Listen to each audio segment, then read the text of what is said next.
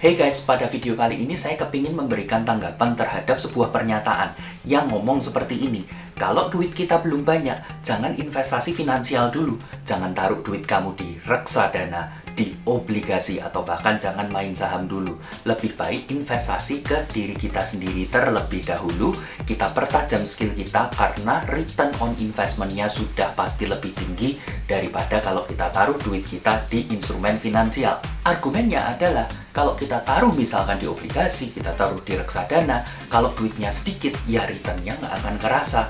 Lebih baik belajar skill aja yang high demand, sehingga kita bisa cari penghasilan tambahan atau mungkin pindah kerja dengan gaji yang lebih tinggi. Sebetulnya saya udah pernah bahas ini di shorts video saya dan di TikTok saya. Tapi karena makin banyak video-video yang beredar tentang hal ini, saya jadi kepingin memberikan tanggapan. Dan sampai saat ini pendapat saya masih tetap sama. Saya nggak setuju dengan hal itu. Saya merasa lebih baik investasi skill dan investasi finansial itu dijalankan secara bersama-sama. Jadi kayak gini, kalau misalkan kita bicara investasi skill atau investasi leher ke atas ya, saya setuju dengan semua pendapat mereka. Yang namanya investasi skill itu perlu. Bahkan kalau saya boleh bilang, jangan cuma pada saat duit kita masih sedikit.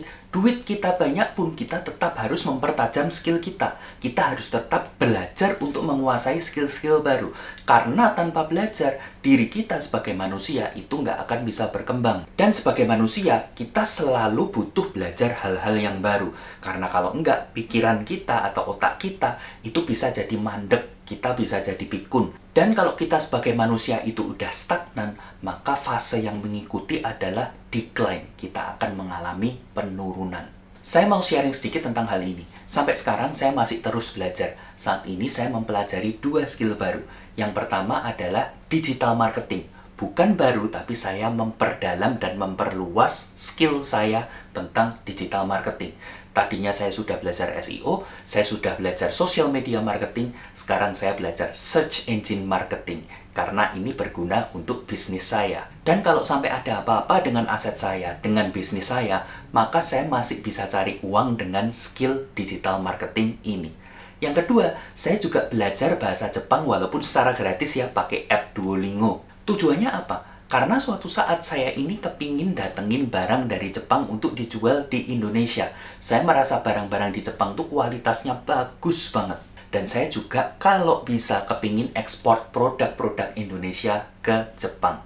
Makanya make sense buat saya untuk belajar bahasa Jepang. Walaupun sekarang masih sedikit, masih belum bisa conversation yang lancar. Masih sekelas Hajime Mashite, Agustes, Dozo Yoroshiku. Masih sekelas itu aja, tapi kan saya terus belajar setiap hari. Jadi suatu saat saya pasti jago bahasa Jepang. Nah, kalau kita lanjut ke investasi finansial, saya merasa investasi finansial sedini mungkin itu adalah yang terbaik. Karena walaupun dibilang returnnya nggak seberapa, tapi investasi itu sebetulnya membawa banyak manfaat buat kita. Yang pertama, investasi itu bikin hidup kita lebih hemat. Rumus dasar investasi adalah gaji diri kamu terlebih dahulu. Jangan gaji orang lain. Artinya gini, kalau kita punya gaji 5 juta, kita alokasikan misalkan 20%-nya, yaitu 1 juta, untuk berinvestasi. Akhirnya kita punya sisa uang 4 juta rupiah dalam sebulan. Nah, disinilah kita harus belajar mencukupkan diri kita dengan 4 juta rupiah itu. Akhirnya kita jadi bisa bikin prioritas. Mana yang harus kita beli, mana yang penting kita beli, mana yang cuman sekedar keinginan kita. Jadi mungkin prioritas kita adalah bayar tagihan dulu, bayar tagihan listrik. Setelah itu prioritas kita adalah memenuhi kebutuhan kita sehari-hari, belanja makanan. Dan kita harus beli barang yang kita perlukan saja, bukan barang-barang yang mewah yang mengikuti keinginan kita. Baru setelah kita mencukupi semua kebutuhan kita, sisa uangnya kita pakai untuk bersenang-senang. Misalkan yang suka nongkrong, ngafe, ya dipakai untuk ngafe. Yang suka traveling, ditabung untuk jalan-jalan ke luar negeri. Kalau kita lihat investor-investor yang sudah jago, Warren Buffett, Peter Lynch, mereka juga menganut kehidupan hemat seperti ini.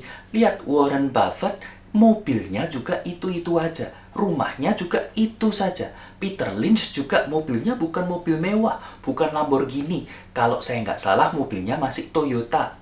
Gaya hidup hemat seperti ini mereka dapatkan karena mereka berinvestasi sejak dini. Manfaat yang kedua dari investasi sejak dini adalah tentunya supaya kita bisa jadi kaya. Ingat, teman terbaik investor adalah waktu.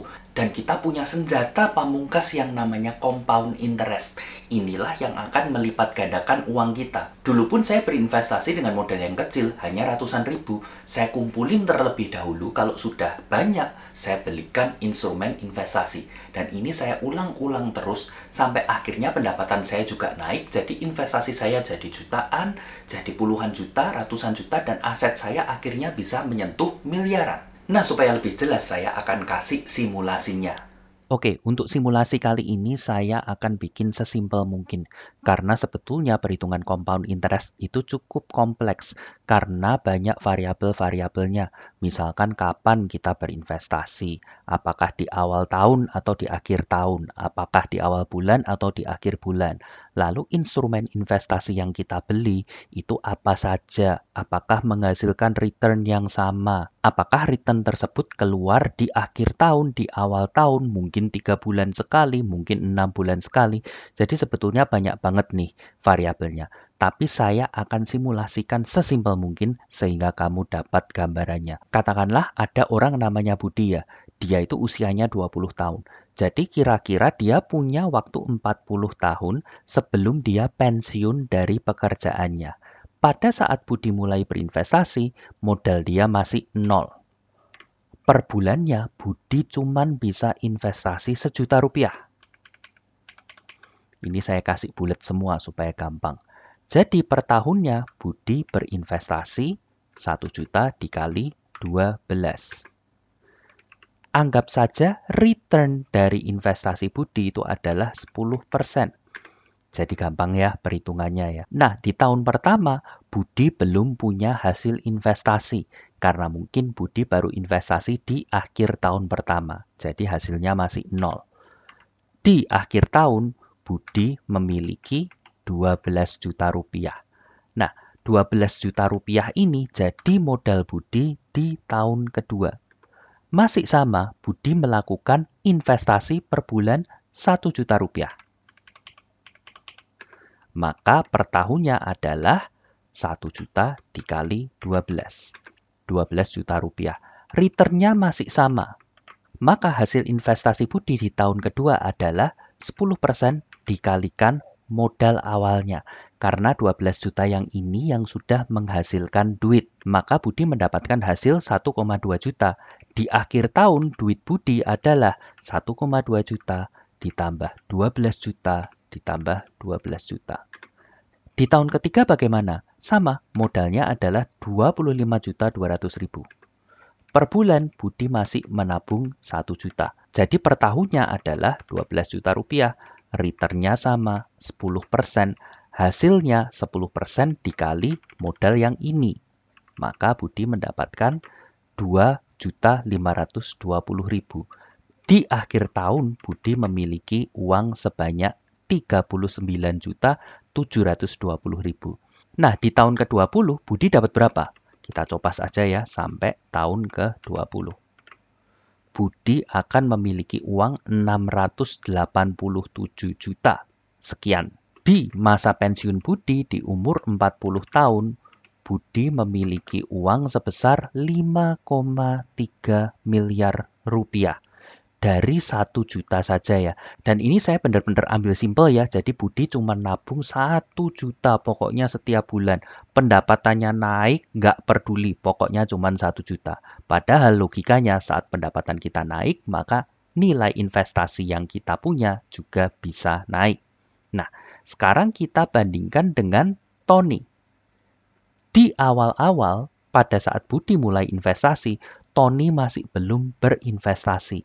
Maka ini semua kita isi dengan 0. Nah, Tony tidak berinvestasi sampai 20 tahun pertama Budi berinvestasi. Nah, di tahun ke-20, Tony jadi sadar, Budi ini kok punya duit sebanyak itu ya? Sedangkan saya nggak punya duit sebanyak Budi. Padahal saya juga punya penghasilan. Maka saya akan mengikuti jalurnya Budi. Saya akan mulai berinvestasi. Kalau Budi per bulan berinvestasi 1 juta, maka saya akan berinvestasi 2 juta rupiah. Jadi, di tahun ke-21 modal Tony masih 0. Per bulan Tony akan menabung 2 juta rupiah. Sehingga per tahunnya adalah 12 dikali 2 juta. Returnnya 10%, tapi seperti Budi tadi, hasilnya masih 0 karena masih belum menghasilkan return. Maka pada akhir tahun, Tony memiliki uang 24 juta rupiah yang jadi modal di tahun berikutnya. Masih sama, Tony menabung 2 juta rupiah, sehingga dia punya 24 juta rupiah setiap tahun. Returnnya masih sama juga, sehingga Tony mendapatkan duit return dikali 24 juta yang di awal, persis seperti Budi tadi. Maka di akhir tahun tersebut, duit Tony jadi 2,4 juta ditambah 24 juta ditambah 24 juta. Yang mana ini menjadi modal Tony di tahun ketiga dia berinvestasi. Saya akan coba saja. Nah, pertanyaannya, di tahun ke-40, berapa uang yang Tony punya? Kita coba saja ke bawah. Jadi pada saat mereka sama-sama pensiun, Tony punya uang 1,3 M. Dan kalau kita lihat selisihnya, ternyata Budi lebih kaya 3,9 M daripada Tony. Nah, sekarang kita asumsikan nih, Tony nggak nabung 2 juta. Tony maunya nabung 3 juta supaya jauh lebih cepat kaya. Kita akan copas ini ke bawah. Wah, ternyata walaupun Tony menabung 3 juta sebulan, hasilnya masih nggak jauh beda. Budi masih lebih kaya 3,2 M. Oke deh, kita kasih 4 juta rupiah. Kita copas ke bawah. Ternyata Budi masih lebih kaya 2,5 M. Ganti lagi 5 juta. Kita copas lagi ke bawah. Masih lebih kaya Budi 1,8 M. Nah, kalau Tony menabung 8 juta sebulan,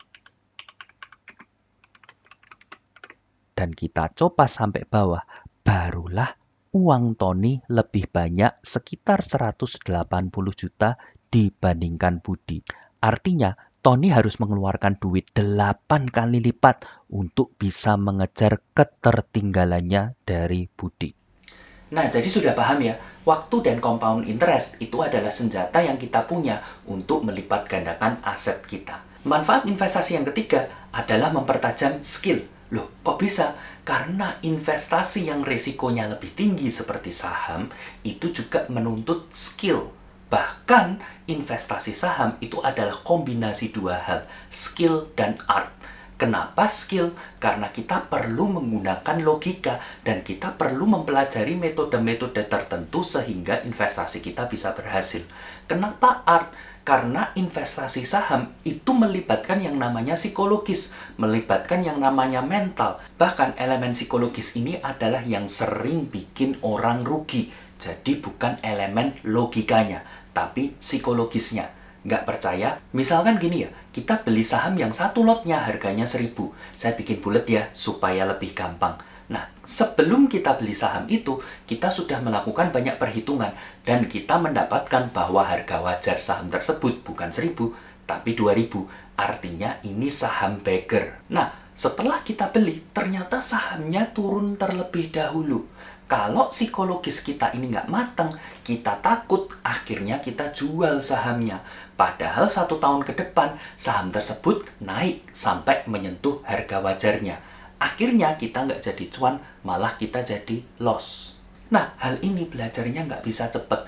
Untuk belajar skillnya saja, mungkin nggak terlalu lama. Beberapa bulan kita sudah mengerti konsepnya, kita sudah bisa melakukan perhitungan-perhitungannya, dan kita udah bisa memutuskan saham mana yang mau kita beli. Tapi untuk mengasah elemen psikologisnya, ini butuh waktu yang sangat lama. Lagian gini loh guys, katakanlah kita berinvestasi di saham. Modal kita cuma 100.000 rupiah. Kalau untung 20%, ya kita nambah 20.000 rupiah, which is sangat sedikit dan nggak kerasa. Tapi kalau kita rugi 20%, kita juga rugi Rp20.000. Sama aja, nggak kerasa. Anggap aja ini uang sekolah supaya kita lebih pintar main saham. Toh kalau kita masih pemula, kita akan banyak mengalami kerugian. Itu udah wajar sekali. Jadi kalau kamu baru pertama dan kamu mengalami kerugian, jangan berhenti terlebih dahulu. Tapi terus coba, terus belajar. Dan kalau kamu adalah seorang investor saham, maka setiap bulan kamu akan top up RDN kamu dan kamu akan melakukan analisa saham dan kamu akan membeli sahamnya. Dan kamu akan mengalami keuntungan dan kerugian yang makin lama makin besar. Disinilah skill kita terbentuk dan mentalitas kita terbentuk. Sehingga pada saat portfolio kita sudah menyentuh miliaran, kita udah ready, skill kita udah jadi, mentalitas kita sudah matang. Sehingga chance kita untuk mendapat profit itu juga semakin tinggi. Oke, sampai di sini dulu video kali ini. Mudah-mudahan video ini bisa membantu kamu dalam mengambil keputusan dalam perjalanan investasi kamu membentuk aset yang makin gede dan makin gede. Kalau kamu suka konten-konten seperti ini, jangan lupa like, subscribe, dan nyalakan notifikasinya. Terima kasih, semoga sukses selalu.